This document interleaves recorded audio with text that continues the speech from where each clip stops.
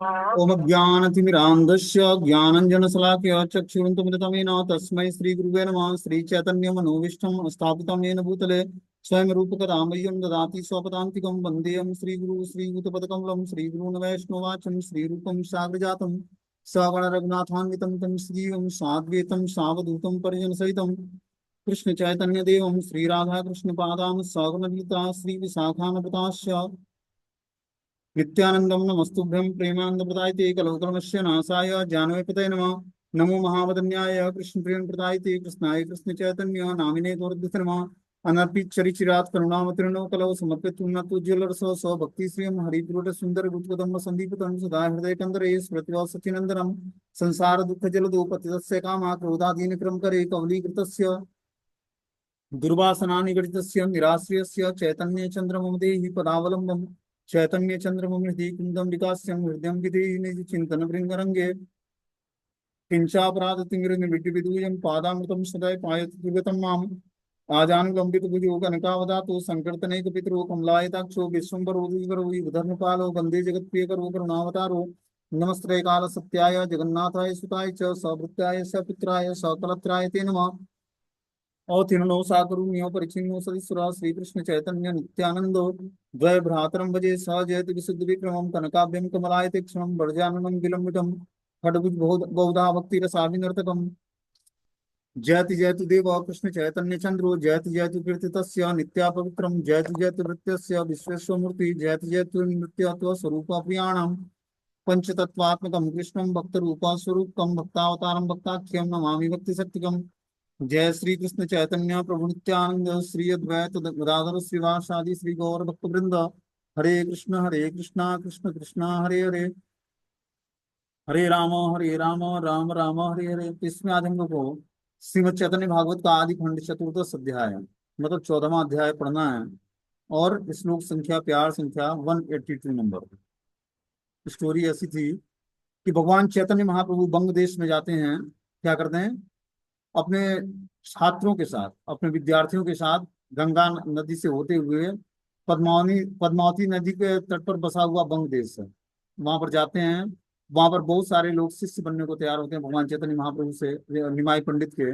और वो अपना सौभाग्य समझते हैं कि हम लोग लक्ष्मी इकट्ठा करके हम लोग को पढ़ने जाने के लिए नवदीप जाना पड़ता था, और स्वयं अध्यापक जो है हमारे नगर में पधारे हैं, तो हम लोग क्यों ना यहीं पर शिक्षा इनसे ले लेंगे। और इस तरह से महाप्रभु चैतन्य देव उस बंग देश में 2 महीने के लिए रुकते हैं, और 2 महीने में कृपा करके सारे विद्यार्थियों को ज्ञान में प्रबुद्ध कर देते हैं। फिर महाप्रभु चैतन्य देव अब वहां से लौटना शुरू करते हैं। तो लौटते लौटते उनकी मुलाकात जो है तपन मिश्र नामक एक विप्र ब्राह्मण से होती है।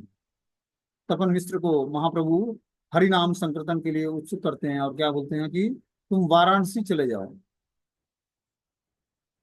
और इस तरह से तपन मिश्र वो महाप्रभु के साथ मायापुर जाने की इच्छा व्यक्त करता है, और महाप्रभु ने उनको बोला कि आप वाराणसी जाकर वहां पर आप निवास करिए।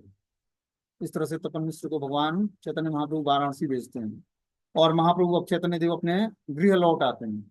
घर आते हैं तो पता लगता है, उनको सूचना मिलती है कि प्रभु बोले माता अमी जानी सकल तुम्हारा बधुर कुछ बुझी अमंगल। प्रभु ने कहा माता मैंने सब जान लिया है, तुम्हारी बधू का अवश्य कुछ अमंगल हुआ है। तबे सबे कही लेना सुनहा पंडित तुम्हारा ब्राह्मणी गंगा पाइला निश्चित। तब वहां उपस्थित सब लोगों ने कहा है सुनो पंडित, आपकी ब्राह्मणी को गंगा प्राप्ति हो गई है, मतलब उसने शरीर त्याग दिया है। पत्नी रा विजय सुनी गौरांगा श्रीहरि क्षणे कर रहिला प्रभु हेट माथा करी प्रिया विरह दुख करी यार स्वीकार तुष्टि हैया रहिले न सर्ववेद सार।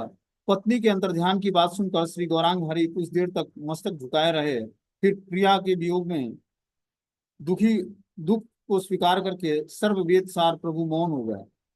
इस तरह से लक्ष्मी प्रिया माता के शरीर त्याग करने के कारण महाप्रभु उस संदेश को सुनते हैं तो दुखी हो जाते हैं। आगे बता रहे कि लोकानुकरण दुख क्षणे करिया कही ते लागिया निजे धीर चित्त हैया। लोकानुकरण करते हुए प्रभु ने कुछ समय तक दुख प्रकट किया, फिर चित्त में धैर्य धारण कर लिया। बोलते हैं जिस प्रकार साधारण प्राकृतिक लोग पत्नी के वियोग में दुखी होते हैं, कुछ परिणाम में उसी प्रकार निमाई पंडित भी दुख का विडंबना करके और उनका अनुकरण अभिनय करके प्रभु ने धैर्य धारण करने की लीला प्रदर्शित की। बोलते हैं कस्य के पति पुत्राज्ञम मोहम एव ही कारणम।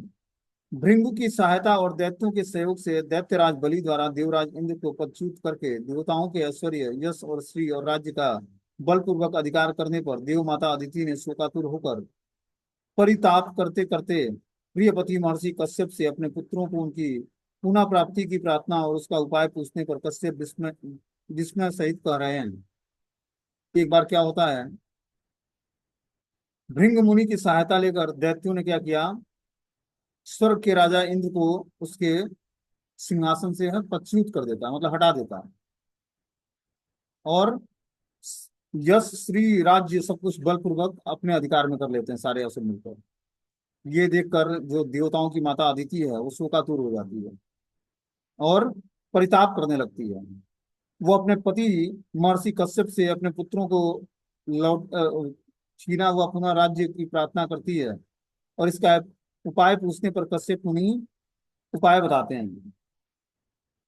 बोलते हैं इस संसार में कोई कौन किसका पति पुत्र और बांधव है, अर्थात कोई भी किसी के साथ कोई संबंधित नहीं है, परंतु स्वरूप विस्मृति जनित मोह अर्थात अज्ञान ही इस प्रकार की प्रतीति का कारण है। तो ज्ञान किसने दिया, कश्यप मुनि ने दिया अपनी पत्नी को। इस संसार में कोई किसी का पति पुत्र या बांधव नहीं है, अर्थात कोई भी किसी के साथ कोई संबंध युक्त नहीं है, परंतु स्वरूप विस्मृति जनित मोह अर्थात अज्ञान ही इस प्रकार की प्रतीति का कारण है। कि जब व्यक्ति अपने स्वरूप को भूल जाता है कि मैं भगवान का दास हूँ, तब वो क्या करता है, वो संबंध भूलने का कारण ही है कि भौतिक लोगों से संबंध जागरूक हो जाना। बोलते हैं प्रभु बोले माता दुख भाव की कारण भवितव्य के आछे से खंडिव्य के मन है। प्रभु ने कहा माता आप दुख क्यों मान रही हो, जो भाग्य में लिखा है वो कैसे मिट सकता है। यही मत काल गति के कार्य के कारो नहीं, अतएव संसार अनित्य वेदिक है। यह काल की गति ऐसी ही है, यहाँ कोई भी किसी का नहीं है। यह संसार जो अनित्य है इसका वेद भी व्याख्यान करते हैं। ये संसार जो है, भौतिक संसार क्या है, अनित्यम असुखम, मतलब ये नित्य नहीं है, परमानेंट नहीं है, शाश्वत नहीं है, ये कुछ दिनों के लिए। और व्यक्ति इसमें रहकर अपने को शाश्वत मान लेता है। बोलते हैं ईश्वर अधीन से सकल संसार संयोग वियोग के करिते पारे आर। यह सब संसार ईश्वर के अधीन है, कोई भी संयोग और वियोग करने करने कराने वाला नहीं है। ये जो भौतिक संसार है ये ईश्वर के अधीन है, यहाँ पर संयोग और वियोग करने वाला कोई नहीं है। मतलब संयोग से सभी मिलेंगे, और मिलेंगे तो उसका वियोग जरूर होगा, मतलब वो बिछड़ जाएंगे कुछ दिनों बाद। हम देखते हैं कि पारिवारिक जीवन में बहुत सारे लोग परिवार में मिलते हैं, माता पिता भाई बहन चाचा ताऊ क्या क्या नानी मौसी सब मिलते हैं एक साथ, बहुत बड़ा परिवार होता है। फंक्शन पार्टी में सारे लोग जब इकट्ठे होते हैं तो भाई बातचीत करते करते टाइम कब बीत गया पता नहीं लगेगा, माला हुई या नहीं हुई लेकिन बात पूरी नहीं होती है। ठीक है ना। तो क्या है, उस वातावरण में व्यक्ति खो जाता है, लेकिन समय आने पर सब कुछ धीरे धीरे लुप्त हो जाता है। तो कहाँ गई नानी, कहाँ गई ताऊ, और कहाँ गई चाची और मौसी और मासी जो भी हैं, तो सारे रिलेशनशिप गायब हो जाते हैं धीरे धीरे। बसता जीवात्मा अकेले है। अंत में सबको अकेले ही अपनी यात्रा पूरी करनी है। उसको लगता होगा बच्चे हमारे साथ जाएंगे या बच्चे हमारा टेक केयर करेंगे बुढ़ापे में। बहुत रेयर व्यक्ति के साथ कुछ ऐसी घटनाएं होती है। तो अंत काल में व्यक्ति अकेला महसूस करता है। इसीलिए हमें क्या करना है, कृष्ण भक्ति करके अपने को भगवान के साथ अपने संबंध को जान जाना है कि हम अपने को अकेला महसूस नहीं करेंगे। जब हम अंत काल में होंगे तो अकेला महसूस नहीं करेंगे। इसकी प्रैक्टिस हमें जीवन के अंत 50वें वर्ष के बाद शुरू कर देनी चाहिए। अकेले रहने की आदत, और अकेला महसूस न करने की आदत कि हम अकेले नहीं हैं, भगवान हमारे साथ हैं। इस बात का रियलाइजेशन सबको नहीं होगा। जब वो बहुत ही दृढ़तापूर्वक भक्ति करेगा तब रियलाइज कर पाएगा कि मैं अकेला नहीं हूँ, भगवान हमारे साथ हैं और हर पल हर क्षण जो है रक्षा कर रहे हैं। वो तो प्रभु ने कहा माता आप दुख क्यों मना रही हो, जो भाग्य में लिखा है वो कैसे मिट सकता है। यही मत काल गति की कार्य नहीं, अतएव संसार अनित्य वेदिक है। यह काल की गति ऐसी ही है, यहाँ कोई भी किसी का नहीं है। यह संसार जो अनित्य है, इसका वेद भी बखान करते हैं। ईश्वर अधीन से सकल संसार, संयोग वियोग के करिते पारे आर। यह सब संसार ईश्वर के अधीन है, कोई भी संयोग और वियोग करने कराने वाला नहीं है। बोलते हैं भगवत इच्छा से ही जीव का संसार में संयोग और वियोग अर्थात जन्म और मरण होता है। भगवत इच्छा होती है तभी संसार में व्यक्ति का संयोग मतलब मिलन होता है और वियोग हो जाता है। ये कर्मों के अनुसार ऐसा होता है। बोलते हैं इसमें और किसी का भी हाथ अर्थात कर्तृत्व तो नहीं है। प्रयोज्य और प्रयोजन कर्तृत्व क्रमशः जीव और ईश्वर के में वर्तमान है। जीव की स्वतंत्रता रहने पर भी उसकी इंद्रिय प्रीति कामना का असमंजस होने के कारण वह अप्रिय फल भोग करने को बाध्य है। यह अनुपादेय फल बद्ध जीव की भोग भूमि में ही आबद्ध होता है। केवल भजन के बल से ही जीव इस कर्तृत्वाभिमान अर्थात प्राकृतिक अहंकार से मुक्त होने में समर्थ होगा। भगवान की बहिरंगा ग्रहिता माया जीव को अपनी स्वतंत्र इच्छाओं का अपव्यवहार करने के दंड स्वरूप त्रिगुण द्वारा निष्प्रेषित करके त्रिताप ज्वाला में जर्जरित करती है। इसलिए सुख दुख में, संपद विपद में सर्वत्र ही भगवान का मंगलमय हस्त विद्यमान है, ऐसा विचार करके सबका मोह परित्याग करके भगवत सेवोन्मुख होना ही कर्तव्य है। उससे किसी शुभ मुहूर्त में भगवत कृपा प्रार्थना की आवश्यकता जीव की स्मृति पथ में उदित हो सकती है। क्या बोलते हैं यहाँ पर कि भगवत इच्छा से ही जीव का संसार में संयोग और वियोग निश्चित होता है, जन्म और मरण निश्चित होता है। इसमें और किसी का हाथ अर्थात कर्तृत्व नहीं है। प्रयोजन और प्रयोजन कर्तृत्व क्रमशः जीव और ईश्वर में वर्तमान है। जीव की स्वतंत्र रहने पर भी उसकी इंद्रियां प्रीति कामना का असमंजस होने के कारण वो अप्रिय फल भोग करने के लिए बाध्य होता है। कि जीव जो है स्वभावतः स्वतंत्र है, लेकिन जब वो अपने को स्वतंत्र अनुभव करता है और इस प्रकार इंद्रियों की प्रीति के लिए कामनाएं करता है, तो वो न चाहते भी अप्रिय फल को का भोग करने के लिए बाध्य हो जाता है। जब इंद्रियों का हम गलत उपयोग करते हैं तो उससे क्या होता है, अप्रिय वस्तुओं का भोग करने के लिए हम बाध्य हो जाते हैं। यह अनुपादेय फल बद्ध जीव की भोग भूमि में आबद्ध हो जाता है। केवल भजन के बल से ही जीव इस कर्तृत्व अभिमान अर्थात प्राकृतिक अहंकार से मुक्त होने में समर्थ हो जाता है। जब वो भगवान का भजन करता है तब वो कर्तृत्व अभिमान की प्रबल अहंकार से मुक्त हो पाता है। भगवान की बहिरंगा ग्रहित माया जीव को अपनी स्वतंत्र इच्छा पर अपव्यवहार करने के दंड स्वरूप त्रिगुण द्वारा निष्प्रेषित करके ताप ज्वाला से जलाती रहती है। बोलते हैं कि जो है भगवान की जो बहिरंग शक्ति है वो क्या करती है, जीव को उसकी स्वतंत्र इच्छा का अपव्यवहार करके वो अपने स्वतंत्र इच्छा का क्या करता है, गलत उपयोग करता है। ठीक है ना। और गलत उपयोग करने के कारण माया के द्वारा त्रय तापों से उसको जर्जरित किया जाता है। इसलिए सुख दुख में, संपद विपद में सर्वत्र ही भगवान का मंगलमय हस्त विद्यमान है, ऐसा विचार करके सबका मुंह परित्याग करके भगवत सेवनमुखी होना ही मनुष्य का कर्तव्य है। कि मनुष्य का मात्र कर्तव्य क्या है कि सुख दुख संपद विपद में संभाव की स्थिति प्राप्त करके भगवान का मंगलमय हस्त विधान जान करके, ऐसे विचार करके सब मोहों का परित्याग करके भगवान की सेवा में ही जुड़ना हर जीवात्मा का कर्तव्य है।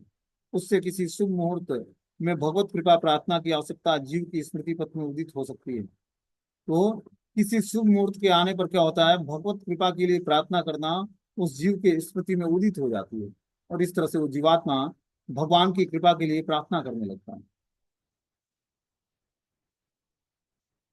तो हमें क्या करना पड़ेगा, बता रहे हैं कि यहाँ पर ग्रहित माया जीवन जीव को अपनी स्वतंत्र इच्छा का अपविहित उपयोग करके त्रिगुणों द्वारा निष्प्रेषित होकर त्रय ताप से जर्जरित करती है। जीवात्मा जब वो अपनी स्वतंत्रता का गलत उपयोग करता है तब वो माया के टच में आ जाता है। और माया के टच में आने से क्या करती है, माया उसको त्रय ताप देकर उसको जर्जरित करती है। इस कारण से वो सुख दुख और संपद विपद में भगवान का मंगलमय हस्त विधान नहीं देख पाता और न विचार कर पाता। इस प्रकार वो मुंह में पड़ता जाता है और भगवत सेवा से विमुख हो जाता है। बोलते हैं अतएव यह हईला ईश्वर इच्छाया हईला से कार्य आर दुख के नताय। इसलिए समस्त कार्य जब ईश्वर की इच्छा से होती है तब उसके लिए फिर दुख किस बात का। स्वामी रे अग्रति गंगा पाए ये स्वीकृति तार बड़ आर के वावे अच्छे भाग्यवती। जो पत्नी पति के सामने ही गंगा को प्राप्त करती है, उससे बड़ा भाग्यवती और कोई नारी नहीं है। बोलते हैं कि जो अपने पति के सामने गंगा प्राप्ति कर लेती है, मतलब शरीर का त्याग कर देती है, वो बहुत ही सौभाग्यशाली स्त्री मानी जाती है। यही मत प्रभु जन नीर प्रबोधिया, रही लेना निज कृत्य आप तो गण लैया। इस प्रकार प्रभु माता को प्रबोध देकर बंधु बांधवों के साथ अपने कार्य में लग जाते हैं। इस प्रकार गौरांग महाप्रभु क्या करते हैं, अपनी माता सची देवी को प्रबोध मतलब सांत्वना प्रदान करके बंधु बांधवों के साथ अपने कार्य में लग जाते हैं। सुनिया प्रभुरा अति अमृत वचन, सबारा हिला सर्व दुख विमोचन। प्रभु के अति मधुर वचनों को सुनकर सब लोगों का दुख विमोचन हो गया। बोलते हैं प्रभु वैकुंठपति नारायण हैं, उनमें अविद्याग्रस्त होने की कोई योग्यता नहीं है। वे साक्षात विद्यावधु जीवन है। विद्या रस क्रीड़ा द्वारा वे सर्व क्षण लीलामय हैं। क्या करते हैं, विद्या रस की क्रीड़ा करते हैं, और वो सर्व क्षण विद्या रस की क्रीड़ा करके हमेशा लीला में क्या करते हैं, लीला में पार्टिसिपेट करते रहते हैं, लीलाएं संपन्न करते रहते हैं। हे न मते वैकुंठ नायक गौर हरि, कौतुके आच्छेन विद्या रसे क्रीड़ा करी। श्री कृष्ण चैतन्य नित्यानंद चांद जाना, वृंदावन दास तक्षु पद युग गाना। बोलते हैं इस प्रकार वैकुंठ नायक श्री गौर हरि कौतुक पूर्ण विद्या रस में क्रीड़ा करते।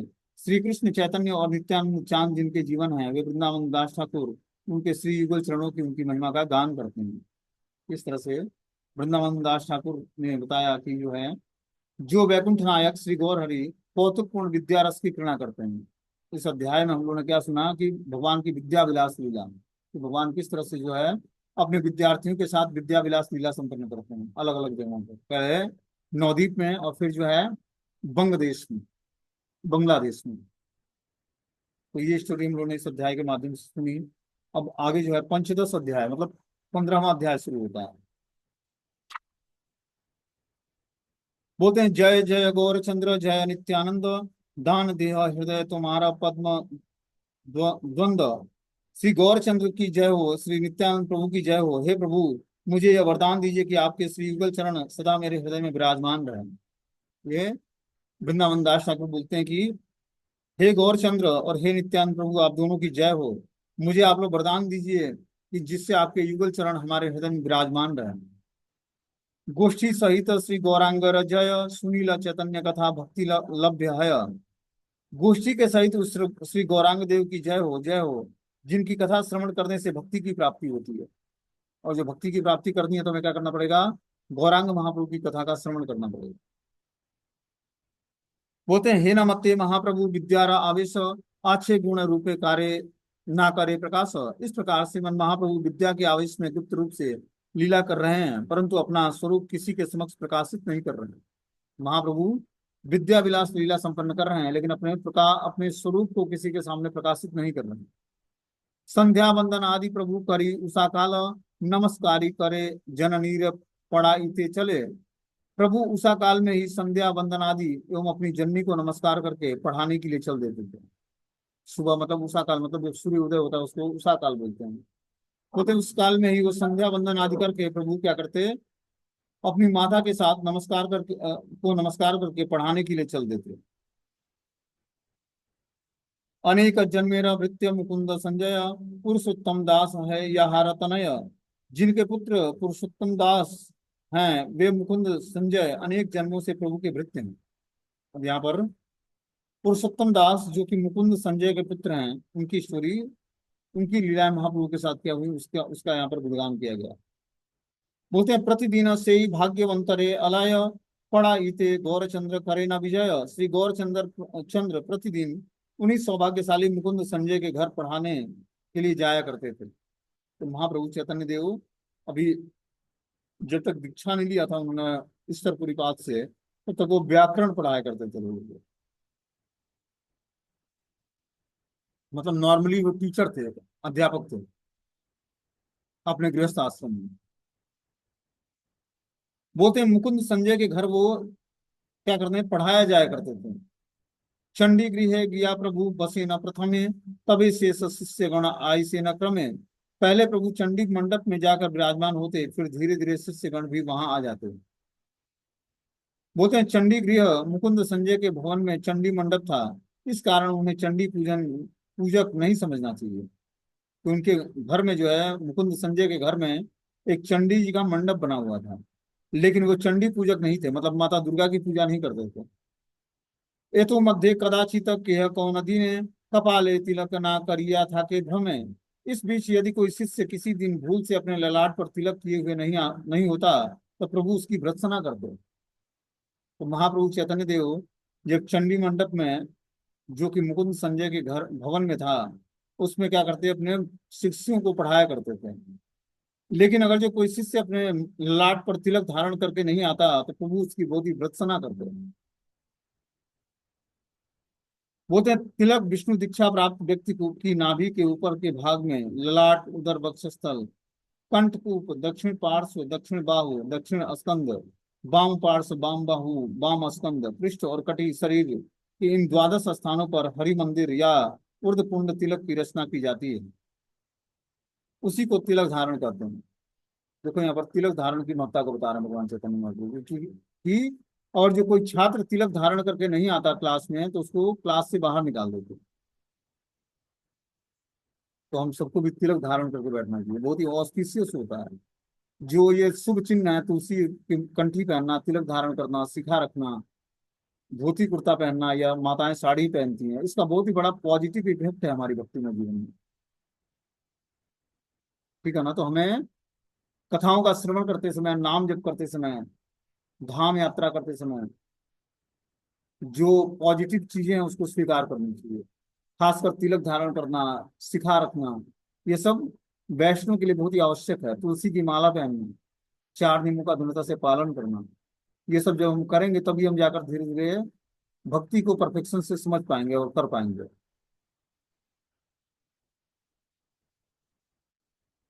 बोलते हैं कि नारद पुराण में कहा गया है कि ये वा ललाट फल के लसत ऊर्ध पुंडकस्ते वैष्णवा भुवन मासु पवित्रयंती। श्री विष्णु भक्त ऊर्ध पुंड या तिलक धारण करते हैं, और विष्णु भक्ति विरोधी सभ्य त्रिपुंड धारण करते हैं। जो दीक्षा प्राप्त द्विज तिलक धारण नहीं करते, उनके लिए राजा को चे- उनके लिए राजा को चाहिए कि वे उसे गधे की पीठ पर पीछे की ओर मुंह करके बैठाकर नगर में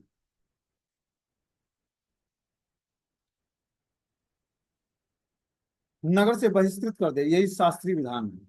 देखो यहाँ पर बहुत ही कठोर शब्द लिखा गया है कि अगर जो कोई दीक्षा प्राप्त है शिष्य और द्विज है, तिलक धारण नहीं करता है, मतलब दिन भर तिलक लगा के नहीं रहता है, तो उसके उसके लिए उस राज्य के राजा को चाहिए कि उसे गधे की पीठ पर पीछे की ओर मुंह करके बैठाकर और नगर से बहिष्कृत कर दे।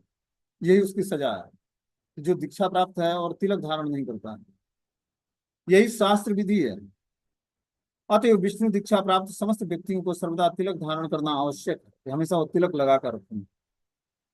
इसलिए जगत गुरु लोक शिक्षक प्रभु ने लोक शासन हेतु बाल लीला में इस प्रकार का उपदेश प्रदान किया है। भगवान विष्णु की पूजा करने पर विष्णु दीक्षा के आनुषंगिक 5 प्रकार के संस्कारों को निश्चय ही ग्रहण करना चाहिए। कि जो भी विष्णु मंत्र में दीक्षित है, उसको 5 प्रकार के संस्कार अवश्य ही स्वीकार करने चाहिए। साधारणतः द्विजातीय जन 10 प्रकार के संस्कार ग्रहण करते हैं। अर्धव्यू गणपंच 10 संस्कारों से संस्कृत होकर वैष्णव होते हैं। ब्राह्मण जिस प्रकार पवित्र यज्ञ सूत्र धारण करने के लिए बाध्य है, उसी प्रकार विष्णु दीक्षा प्राप्त वैष्णव भी शिखा, सूत्र और तिलक और मालिका धारण करने के लिए बाध्य होते हैं। कि जिस प्रकार ब्राह्मण पवित्र यज्ञ सूत्र धारण करता है, जनेऊ धारण करता है, उसी प्रकार जो विष्णु दीक्षा को प्राप्त वैष्णव हैं, उनको शिखा धारण करना चाहिए, सूत्र मतलब जनेऊ धारण करना चाहिए, तिलक धारण करना चाहिए, और मालिका धारण करने के लिए उनको बाध्य किया जाता है।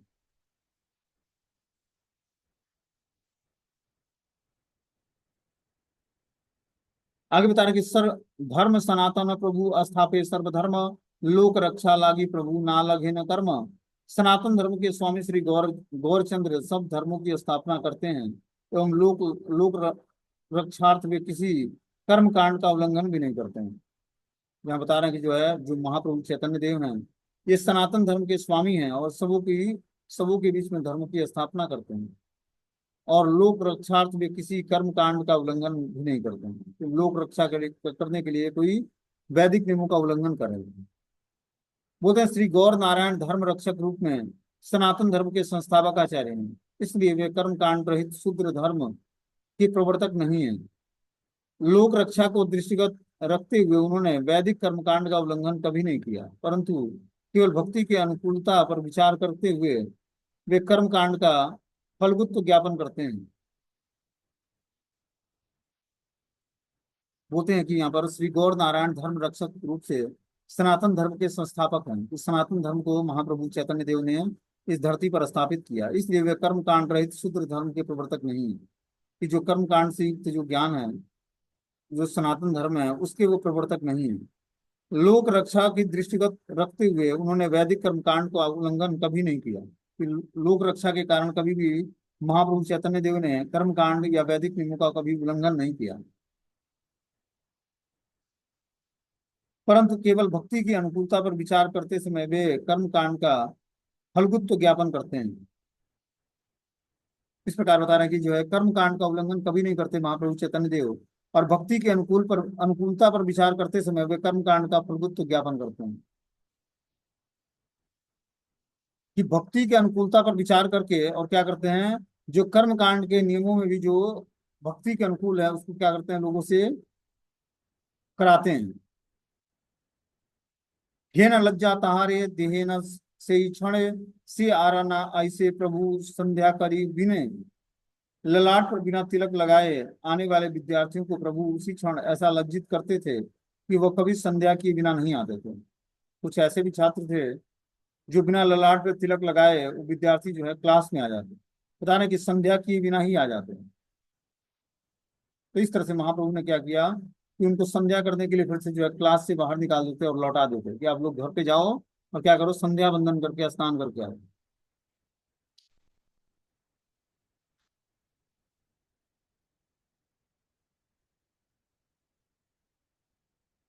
प्रभु बोले, ये न भाई कपाले तुम्हारा तिलक ना देखी केने की युक्ति यहार। प्रभु कहते कि क्यों भाई तुम्हारे ललाट पर तिलक क्यों नहीं देख रहा, इसका कारण तो बताओ।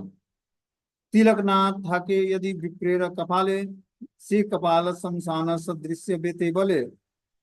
इस विप्र के ललाट पर तिलक न था न हो तो उसका ललाट शमशान सदृश्य है, ऐसा वेदों में कहा गया है। कि जिस ललाट पर भगवान विष्णु का तिलक नहीं है वो ललाट शमशान के सदृश्य है, इसलिए हमें हमेशा जो है तिलक लगा कर रखना चाहिए। बोलते हैं, बूझी लाड़ा आज ही तुम्हें नाही कर संध्या, आज ही भाई तुम्हारा हैला संध्या वंध्या। हे भाई, हम समझ गए हैं कि आप आज तुमने संध्या नहीं किया है, तब तो तुम्हारी संध्या निष्फल हो गई है। चला संध्या कर गया गृह पुनर्वार, संध्या करी तबे से आसीह परिवार। जाओ अब फिर घर पर जाकर संध्या वंदन करो और संध्या करने के पश्चात पढ़ने के लिए आ जाना। इस तरह से महाप्रभु चैतन्य देव अपने शिष्यों को आदेश देते कि आज अगर जो तुम्हारे सर पर तिलक नहीं लगा इसका मतलब तुमने संध्या वंदन नहीं किया। और इस कारण से जिस शिष्यों के सर पर जो है तिलक नहीं होता उसको क्या करते हैं, महाप्रभु चैतन्य देव घर लौटा देते। और इस तरह से वो बता रहे हैं कि फिर घर पर जाकर वो संध्या करे और संध्या करने के पश्चात पढ़ने के लिए आना हो। यही मतलब प्रभुरा एते के अच्छे शिष्यगण सबे के ही अत्यंत निज धर्म परायण। इस प्रकार प्रभु को जितने भी शिष्य थे वे सभी नितांत निज धर्म परायण हो गए। एते के औदत्य प्रभु करेला करे न कौतुक, हे न नाही यारे ना चाले ना नाना रूप। प्रभु कौतिक पूर्व इतनी उदंडता करते थे कि किसी भी व्यक्ति को छेड़े बिना नहीं छोड़ते थे। इस तरह से महाप्रभु बचपन में क्या करते, बहुत ही उदंड व्यवहार करते और बता रहे हैं कि जो है किसी भी व्यक्ति को बिना छेड़े बिना नहीं छोड़ देते, उसको क्या करते, छेड़ देते। सबे पर स्त्री र पति नाही परिहास, स्त्री देखी दूरे प्रभु है न एक पास। सबसे सबके साथ परिहास करते हुए श्री गौर प्रभु स्त्री के साथ कभी परिहास नहीं करते, स्त्री को देखकर वे दूर से ही एक ओर हट जाते थे। इस तरह से महाप्रभु अपने अब गृहस्थ आश्रम से जब आगे बढ़ने लगे तो क्या करते, वो स्त्री को देखकर दूर से ही प्रणाम कर लेते, लेकिन जो है पास जाने की हिम्मत नहीं रखते। बता रहे हैं कि सबके साथ परिहास करने पर श्री गौर सुंदर पर स्त्री के साथ कभी परिहास नहीं करते थे, स्त्री को देखकर वे दूर से ही हट जाते थे। इस तरह से महाप्रभु जो है बोलते हैं कि कभी भी वो हास प्रयास नहीं करते माताओं से, और इस तरह से माताओं को देखकर वे दूर हो जाते और उनके पास से हट जाते। नाना प्रकार के प्रभु कभी कभी समाज विग्रहित अवैध लंपटता के प्रथम प्रदाता नहीं थे,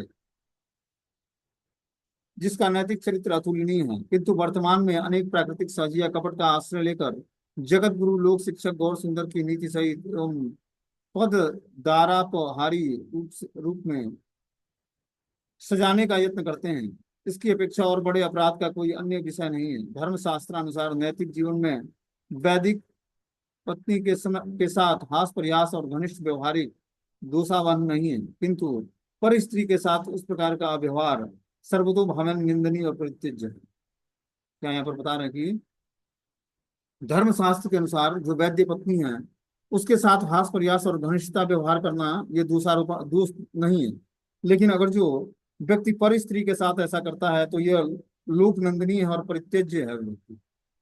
प्रभु को जो पर स्त्री दर्शन से दूर हटकर एक और अवस्थान करते थे उसका आदर नव रसिक और गौरांग नागरी आदि अपसंप्रदायी जन नहीं करते थे, किंतु गौर विग्रह ने उन सबका आदर्श ही प्रदर्शित किया है। क्या बता रहे हैं यहाँ पर कि जो है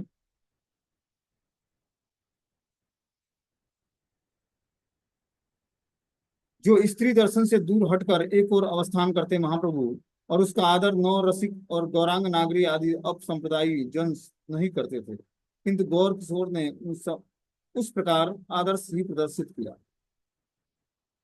विशेष चालेना प्रभु देखी स्त्री हटिया तदर्थे न से मत वचन बलिया। श्रीहट निवासियों को देखकर उन्हें छेड़ने लगते थे, विशेषकर उनकी बोली का अनुकरण करके उनकी कदर्थता करते थे। तो इस तरह से महाप्रभु क्या करते, श्रीहट्टवासी जितने भी दक्ष भक्त थे उन्हें छेड़ने लगते थे, विशेषकर उनकी बोली का अनुकरण करके उनकी तदर्थता करते थे।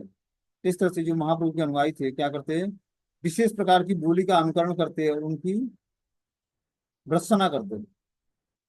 अब आगे की स्टोरी इसमें जो है कल पढ़ाई जाएगी, क्या आगे स्टोरी इसमें होता है। हरे कृष्ण।